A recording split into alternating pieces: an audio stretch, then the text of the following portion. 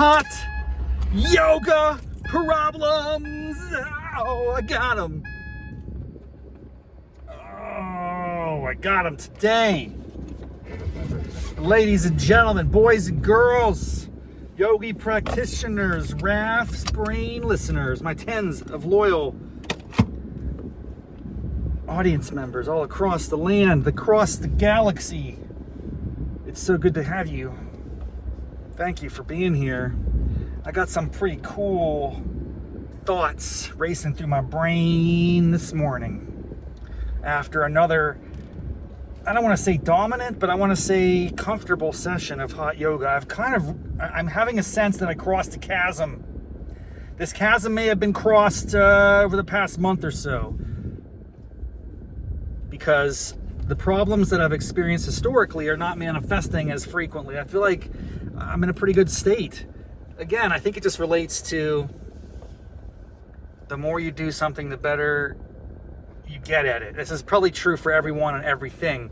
Now, the speed at which you make progress is going to be different for everyone based on a wide range of factors. But if you just have discipline to keep plugging away, you're bound to see some improvements. I don't know what's happening, but this past week, and I think it's also in alignment with my diet situation, which is really, I don't know how I'm doing this, folks. I've been on point. So anyway, things are aligned in health, wellness, fitness, accountability. All those things are looking good. I don't want to jinx it, because it just the moment everything seemed like it's going in a good direction, that's when it all comes tumbling down in my experience. So let's not get too far ahead of ourselves. I still have a lot of work to do, a long way to go, but I'm making progress and I'm feeling good about that. Now, the problem today is not a problem, it's a glorious thing. It's something I witnessed in the class that I want to acknowledge. And it's very fascinating. Look, man, I'm not a small business owner. I've never run a for-profit company. I do have principles of customer service ingrained within me through the culture of where I currently work and have essentially my whole professional life in various ways. The idea of trying to satisfy the needs of others and a customer that you're trying to collaborate with and achieve mutual benefit and all those sorts of concepts. So I want to talk about a yogi studio and the sort of norms that govern the roles of the yogis. And I don't know how any of this works. I'm speaking from a perspective of ignorance. I would like to think of it as sort of lightly informed ignorance. It's like observations that I make, intuitions that I have. But I've never worked in a yoga studio. I've only been a customer. So please put that all up front as a big giant caveat to what I'm about to say. I don't know when this started. This was probably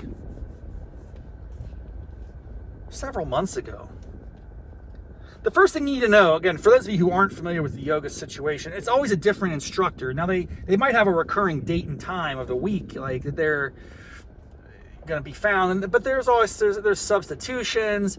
You know, you just need one yogi to lead the class at any given time, and there might be like 8 to 10 classes a day, maybe more, frankly, depending on the day of the week and the location of the studio. I kind of go based on my needs, which is all about the time of day. I want to start the morning as early as possible and get up and out. So yoga sessions are rolling all day, but I tend to go to the 6 a.m. on the weekdays, 8 or 8:30 a.m. on the weekends, because that's the first day. I just want to get it out of the way. That might not be a right mindset, I recognize. And there have been times, as you know, loyal listeners will know that I have gone to an evening or an afternoon yoga on occasion, and it's a different experience. Nevertheless, I'm trying to work this practice around my lifestyle, which is one of, roughly like an 8 to 6, 9 to 5 type job-ish situation. We're all familiar with that. That's how it goes. You gotta, accommodate. But I don't know, man. Was it 6 months ago? Was it a year ago? I don't know. The general rule is you do your yoga practice, you get, it all ends, everyone's in a great mood, namaste, and, see you next time. Have a great day. You got to go over to this little, it's not little, it's a pretty giant container, a bucket of alcohol swab wipe products. I don't know what they're called. Sanitary wipes or whatever. You yank them out, and then you wipe down any of the equipment you've used, if you've used a strap or a block. And you can also use it to wipe down your mat and kind of kill the germs. That's all cool. It's a product that's there, and they ask you, please wipe down your blocks before you leave. Be respectful to the next. It's all good. It makes sense. I get it.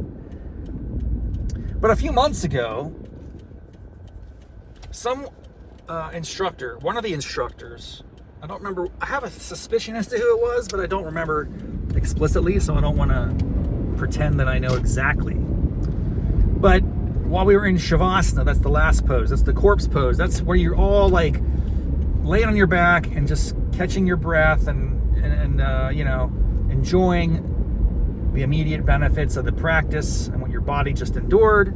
Feels great. It's probably everyone's highlight in a sense. You're happy that everything is over, the torture has ended, and it gives you just a moment of rest. And that usually lasts for, 2 to 3 minutes. I love me a lengthy Shavasana. I would like a Shavasana of a 15 to 20 minutes.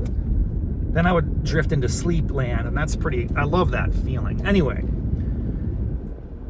the point I'm trying to make is, at a certain time over the past 6 months, one particular yogi started doing something which I would say is straight out of the book of customer service, man.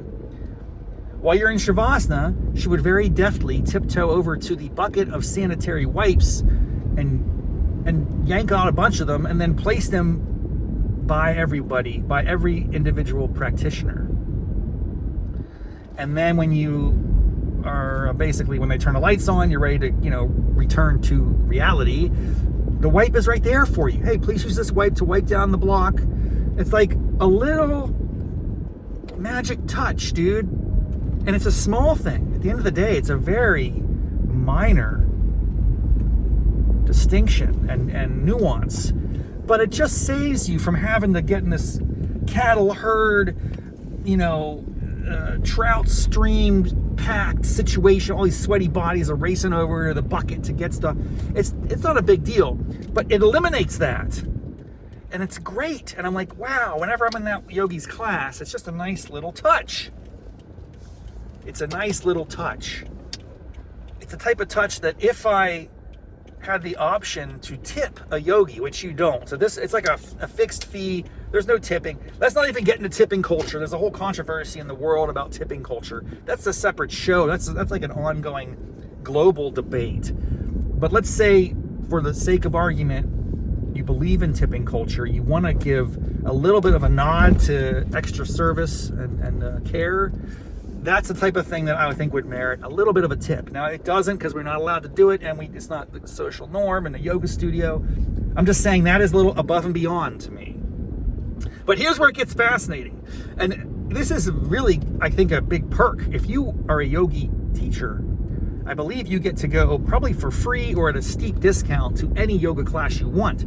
So it's not uncommon for yogis to be in each other's classes. They learn from each other. And they even acknowledge this sometimes during their own flows. Oh, I was in Stacy's class last week and she tried this, so we're going to do it here. So that's pretty cool. Here's what I think happened, and this is a cool story about the impact of small gestures of customer service and the way they can really transform an organization. So that yogi starts putting out the little alcohol wipes.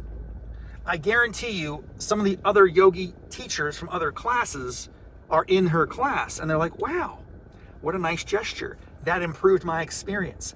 I'm going to start doing that in my class. And lo and behold, over the past, say, 3 to 6 months, I've noticed that this becomes kind of a norm. It's not entirely there yet. We're not in the world of alcohol wipes being delivered to you by the yogi at the end of studio as a normal state of business, an expectation, if you will. it's still a little bit of an extra, but I'd say it's 50-50 now. Initially, it was once in a blue moon. We talked about blue moons earlier, right? We got now like a full moon. I don't know. I can't even keep that analogy. It doesn't work.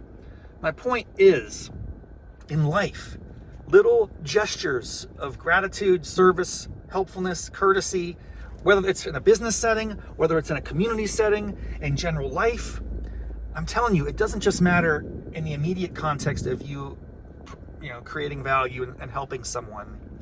Others start to experience it or see it, and they will mimic it, perhaps, in their own way. And that is neat and cool. It's like a mind virus that it's a healthy one, and it percolates in a good way.